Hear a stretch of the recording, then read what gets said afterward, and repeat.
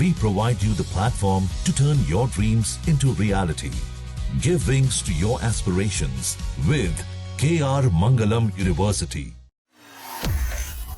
नेपाल सरकार की तरफ से भारत और नेपाल सीमा पर सख्त कस्टम ड्यूटी लागू किए जाने के बाद से बॉर्डर इलाकों में इसका साफ साफ असर देखने को मिल रहा है।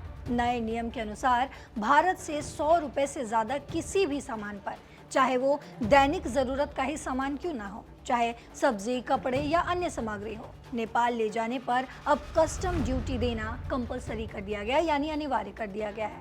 इस निर्णय का सीधा सीधा असर लोखी प्रखंड के सीमावर्ती भारतीय बाजारों पर पड़ रहा है। जहां पहले नेपाली ग्राहकों की भीड़ लगी रहती थी, वहां अब सन्नाटा पसर चुका है। बाजारों में ग्राहक संख्या में भारी गिरावट देखी जा रही है, जिससे छोटे दुकानदारों और फुटकर व्यापारियों की चिंता बढ़ चुकी है। स्थानीय व्यापारियों का कहना है कि उनका व्यवसाय काफी हद तक नेपाल के ग्राहकों पर ही निर्भर था। नए नियम के कारण नेपाली उपभोक्ता अब कम खरीदारी कर रहे हैं या पूरी तरीके से बाजार आना बंद कर चुके हैं। इससे रोजाना की आमदनी प्रभावित भी हो रही है। वहीं इधर आम लोगों का भी मानना है कि इस सख्ती से दोनों देशों के सीमावर्ती इलाकों में पारंपरिक व्यापारिक गतिविधियों पर असर पड़ेगा। वहीं व्यापारियों ने सरकार से इस मुद्दे पर पहल करने और कोई समाधान निकालने की मांग भी की है, ताकि सीमावर्ती बाजारों की स्थिति सामान्य हो सके।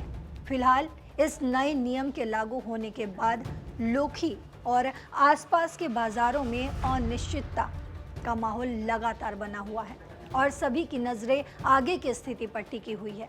वहीं अगर बात करें, स्थानीय नागरिकों का कहना है कि भारत और नेपाल के बीच रोटी बेटी का संबंध सदियों पुराना है। दोनों देशों के बीच सामाजिक, सांस्कृतिक और पारिवारिक रिश्ते बेहद ही गहरे हैं।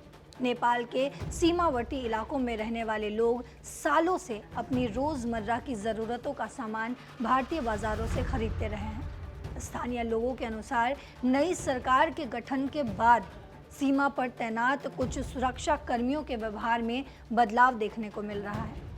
वहीं आरोप ये भी है कि जांच के दौरान महिलाओं द्वारा खाने पीने की वस्तुएं और दैनिक उपयोग का सामान ले जाने पर उनसे जब्त कर लिया जाता है। और इतना ही नहीं, महिलाओं के साथ अभद्रता की घटनाएं भी सामने आई हैं।